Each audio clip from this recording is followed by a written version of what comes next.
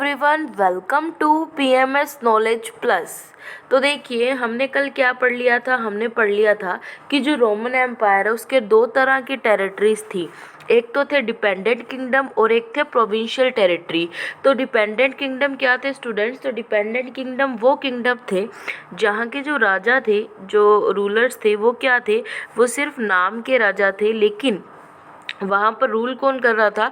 Roman empire कर रहा था। ठीक है, यानी कि वहाँ के राजाओं ने क्या कर दिया था? रोमन एम्पायर के आगे घुटने टेक दिए थे। ठीक है, मतलब क्या है कि वो सिर्फ नाम के राजा थे, बट असली रूल वहाँ पर भी किसका चल रहा था?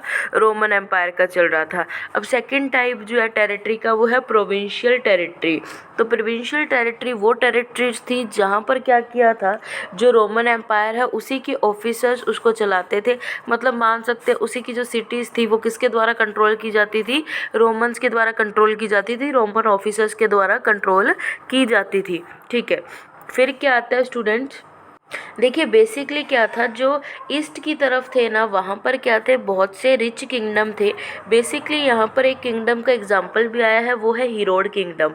तो समझने वाला इतना ही था कि जो ईस्ट में जो भी किंगडम्स थे वो क्या थे, पहली बात तो डिपेंडेंट किंगडम थे, और वो काफ़ी ज़्यादा क्या थे, वेल्दी किंगडम माने जा सकते थे, काफ़ी ज़्यादा अमीर किंगडम थे, जैसे एक हीरोड किंगडम था। अब रोमन एम्पायर के शहरों की क्या होती थी, अपनी काउंसिल होती थी, अपनी क्या होती थी, जगह फिक्स होती थी जहाँ पर वो मीटिंग्स वगैरह करते थे। इसलिए देखिए स्टूडेंट्स, एक जो शहर होता था वो दूसरे शहर के अंदर कभी भी नहीं आता था, क्योंकि वहाँ पर जो काउंसिल्स थी वो रोमन एम्पायर की क्या थी, फिक्स थी। अब हमने इस बात को तो देख लिया कि जो यहाँ पर जो है काउंसिल अलग अलग होती थी। मतलब क्या था, काउंसिल को शहरों में ही कंडक्ट करवाया जाता था, इसलिए कभी भी एक शहर दूसरे शहर पे नहीं आता था। लेकिन जो गांव थे ना, जो विलेजेस थे, वो क्या थे, वो शहरों के अंडर ही आते थे। और शहरों में यानी कि सिटीज़ में रहने का एक बेनिफिट था। क्या बेनिफिट था? कि वहाँ पर खाने की चीज़ों की कभी कमी नहीं आती थी। ठीक है, ठीक है स्टूडेंट्स, तो अब देखते हैं कि थर्ड सेंचुरी में क्या हुआ था, थर्ड सेंचुरी क्राइसिस क्या थे। तो देखिए स्टूडेंट्स, 230s में रोमन एम्पायर के मतलब क्या थे, काफ़ी जगह पर क्या हो गए थे, कन्फ्लिक्ट शुरू हो गए थे, मतभेद शुरू हो गए थे। अब देखिए 225 में क्या हुआ था कि जो ईरान है, ईरान की जो ससेनी जो डायनेस्टी है, वो क्या करने लगी, ससेनी, अब वो क्या करने लगा, अपना बहुत ही जल्दी क्या करने लगा, रूल फैलाने लगा। ठीक है, सिर्फ जेके 15 ईयर्स में क्या था, जो ससेनी जो डायनेस्टी थी उसने क्या कर लिया था, काफ़ी अच्छा रूल कर लिया था, काफ़ी अच्छा जो है कंट्रोल कर लिया था। कौन सी डायनेस्टी ने स्टूडेंट्स? ससेनी डायनेस्टी ने।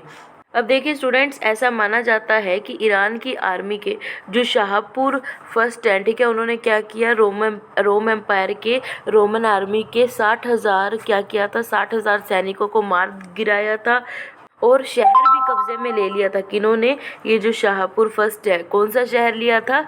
ईस्टर्न कैपिटल थी वो किसकी, रोमन एम्पायर की, वो थी एंटीओक। क्या थी स्टूडेंट्स? एंटीओक। अब देखिए 233 से लेकर 280 के बीच में बहुत से हमले किए। किन्होंने किए? जर्मनिक ट्राइब्स ने किए। ठीक है, रोमन एम्पायर पे ही किए हैं। किन्होंने किए? Germanic tribes. और देखिए रोमन एम्पायर को जबरदस्ती क्या थी, अपनी ज़मीन छोड़नी पड़ी। अब देखिए क्या हुआ, 47 ईयर्स में लगभग 25 जो एम्परर्स थे, 25 जो राजा थे, वो रोमन एम्पायर के क्या हुए थे, बदले गए थे। जिसकी वजह से क्या हुआ था, जो रोमन एम्पायर था वो कभी स्टेबल ही नहीं हो पाया। अब जहां हम रोमन एम्पायर की प्रॉब्लम्स की बात करते हैं, तो अब देख लेते हैं रोमन एम्पायर की एक सबसे बड़ी खासियत की कि वहां पर क्या थी, न्यूक्लियर फैमिलीज एग्जिस्ट करती थी। क्या था, शादी के बाद जो लड़के होते थे वो क्या करते थे, अपनी फैमिली से अलग रहते थे।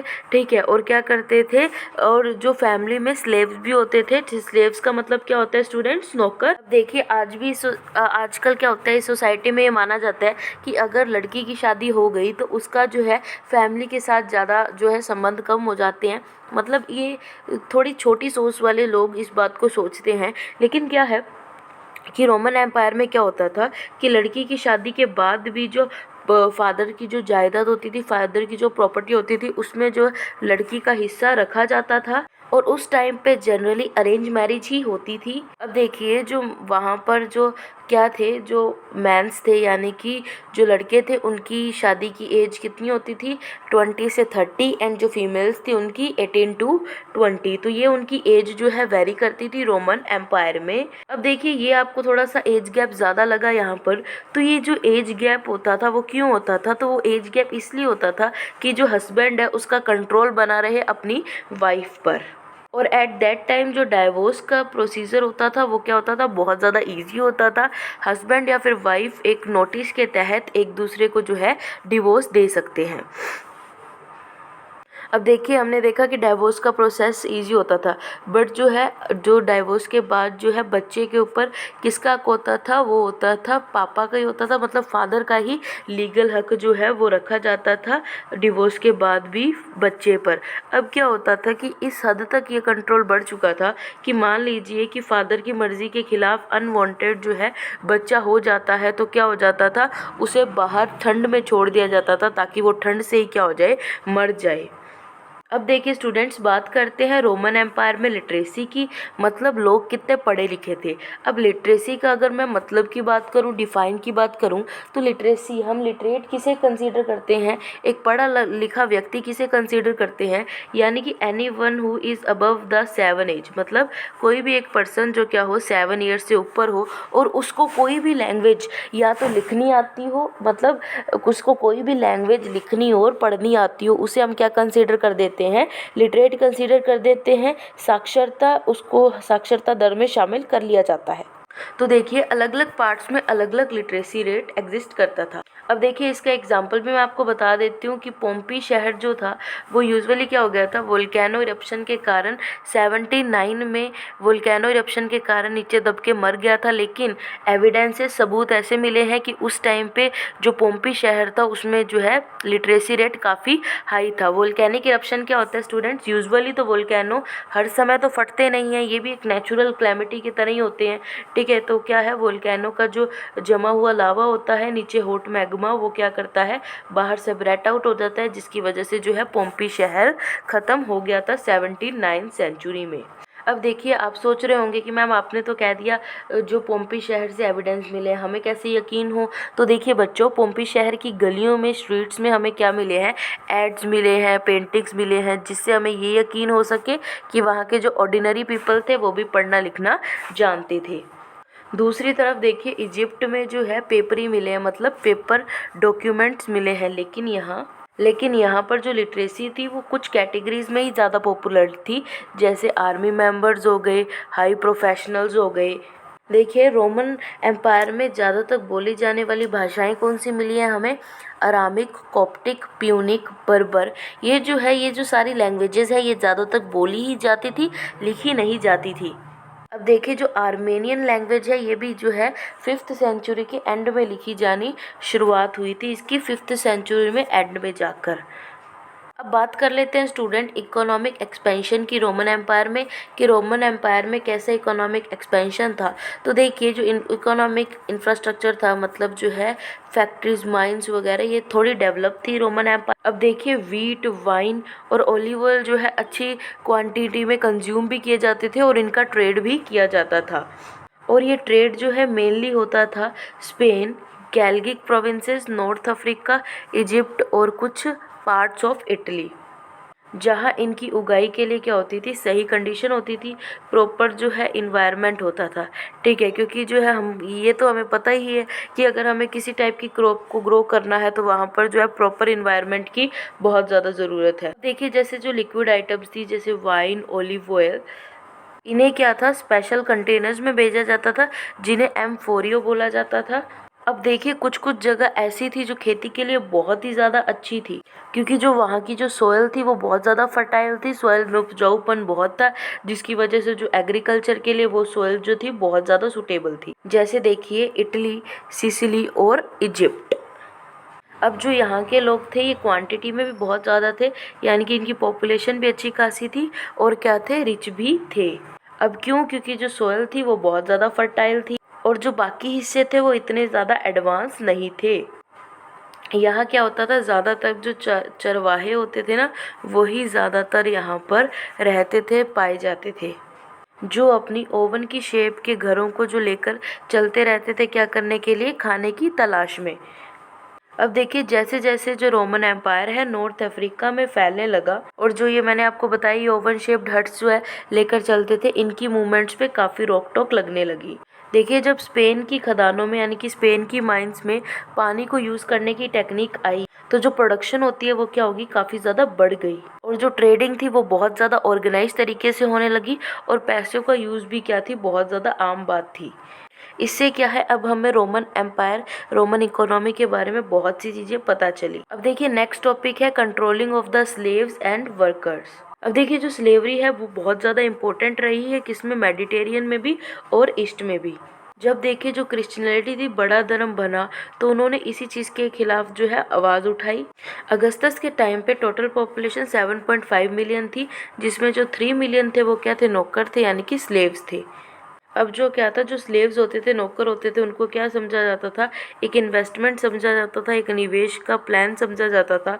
अब ऐसा क्यों होता था, क्योंकि देखिए अब देखिए जैसे कि अपर क्लास जो है वो क्या करता था, स्लेव्स के लिए काफ़ी ज़्यादा बुरा व्यवहार रखता था, और इसके बावजूद जो ऑर्डिनरी पीपल है वो क्या रखते थे, सोल्जर्स के लिए, जो स्लेव्स थे, नौकर थे, उनके लिए हमदर्दी की भावना रखते थे। अब देखिए जैसे जैसे लड़ाइयाँ, रिवोल्ट कम होने लगी, इन स्लेव्स की भी जो क्या है सप्लाई कम होने लगी, क्योंकि अल्टीमेटली क्या था, ये जो गुलाम थे, ये जो स्लेव्स थे, वो वही थे जिनको वॉर के कारण, वॉर में क्या कर लिया जाता था, बंदी बना लिया जाता था। अब देखिए जब स्लेव्स की सप्लाई कम हुई तो लोगों को क्या करना पड़ा, दूसरा ऑप्शन देखना पड़ा, दूसरे सब्स्टिट्यूट पे आना पड़ा।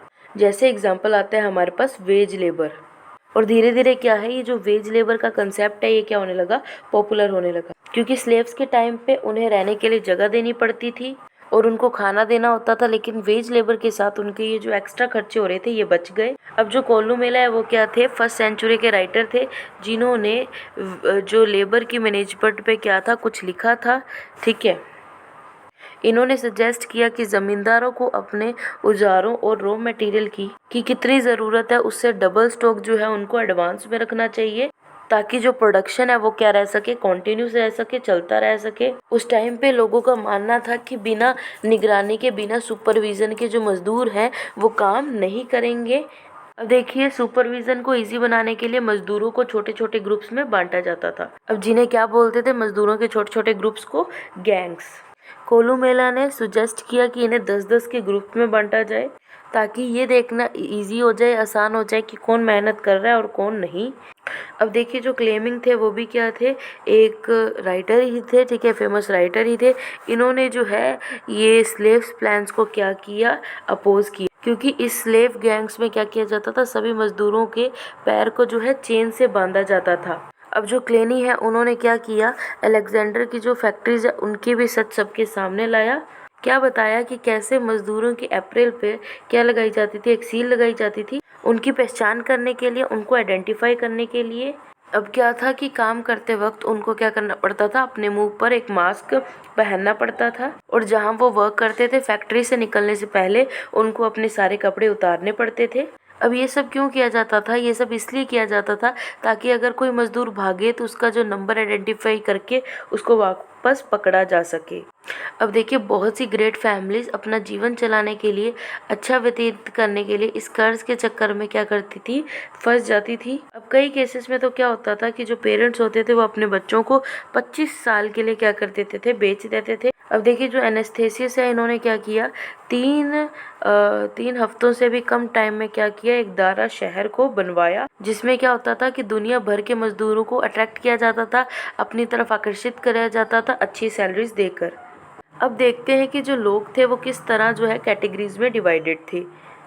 अब देखिए सबसे ऊपर क्या थे, सीनेट्स थे, जो एडमिनिस्ट्रेटिव यूनिट्स थे, हमने ऑलरेडी पढ़ लिया था। अब देखिए फिर क्या होता था, मिडिल क्लास, फिर लोअर क्लास, और फिर एंड में जो है और स्लेव्स, ठीक है। अब देखिए 3rd सेंचुरी की स्टार्टिंग में करीब करीब 1000 जो है सीनेट्स थे, ठीक है। वो क्या थे, सीनेट्स नहीं सीनेटर्स थे, जिसमें से आधे क्या थे, इटालियंस थे। अब धीरे धीरे क्या हुआ, जो सीनेटर्स थे और जो इक्वेटेरियल क्लास थी, इक्वेटेरियल क्लास का क्या मतलब है, जो घुड़सवार वगैरह होते इनको, ये धीरे धीरे क्या हो गए, एक हो गए, इनमें दोस्ती हो गई। अब देखिए क्या था, धीरे धीरे सीनेटर्स और जो ये इक्वेटोरियल्स थे ये क्या हो गए, इकट्ठे हो गए, ठीक है। और इनमें भी क्या थे, काफ़ी सारे क्या थे क्लास, जिसमें जो मोस्टली क्या थे सर्विस क्लास और बिजनेस क्लास के लोग इन्वॉल्व थे। अब उसके बाद क्या होता था, लोअर क्लास आती थी जिसे एस्किमोल्स के नाम से क्या करा जाता था, जाना जाता था। अब इसमें क्या था, मेनली फैक्ट्रीज और माइंस के जो है लेबर्स आते थे। अब देखिए 5th सेंचुरी के राइटर ओलंपियाडोरिस ने लिखा था कि जो एरिस्टोक्रेसी है यानी सैनिटेरियस एंड द इक्वेटोरियल क्लास साल का एवरेज 4000 पाउंड का सोना कमाते थे मिलकर। और क्या था, जो चीज़ें वो डायरेक्टली कंज्यूम करते थे वो इसमें क्या थी, मेंशन ही नहीं थी। अब देखिए इस टाइम पे जो राजा के सलाहकार होते थे, जिसे हम नेता भी समझ सकते हैं, वो जो थे काफ़ी क्या थे, रिच थे, क्योंकि वो जो अपनी सैलरी लेते थे वो गोल्ड में लेते थे। उस गोल्ड को क्या करते थे, वापस ज़मीन खरीदने के लिए यूज़ करते थे।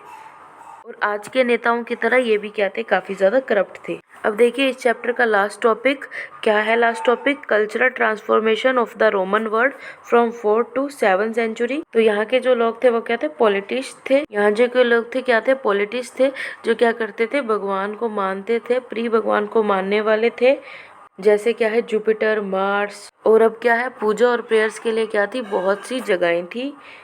अब देखिए जो रिलीजन की तेज जो डेवलपमेंट है वो कब शुरू हुई, वो तब हुई जो एम्परर है, राजा है कॉन्स्टेंटीन ने क्रिश्चियनिटी को क्या बना दिया था, ऑफिशियल रिलीजन बना दिया था, जो धार्मिक धर्म बना दिया था, मतलब स्टेट का, कंट्री का, एम्पायर का क्या बना दिया था, उसी को धर्म बना दिया गया था। अब देखिए जो एम्परर थे ड्यूक क्लेटियन, इन्होंने क्या कर दिया था, जो कम इम्पोर्टेंट जगह थी उन्हें छोड़ना शुरू कर दिया था। उन्होंने क्या किया, किले बनाना शुरू किए, फोर्ट बनाना शुरू किया और अपने मिलिट्री चीफ्स को और पावर्स दे दी। अब देखिए जो पहली 3 सेंचुरी थी उसमें जो है सिल्वर की जो करेंसी है वो डूबने लगी थी, क्योंकि अब क्या था, जो स्पेन में जो सिल्वर माइंस थी वो खाली हो गई थी। अब जो है कॉन्स्टेंटीन ने नई करेंसी को इंट्रोड्यूस किया, जो बहुत जल्दी क्या हो गई थी, पॉपुलर हो गई थी। अब देखिए जैसे हमारी इंडियन करेंसी में डोमिनेशन होती है, जैसे 100 रुपये का नोट, 1000 का नोट, 2000, 500 का नोट, तो उसी तरह जो है कॉन्स्टेंटीन ने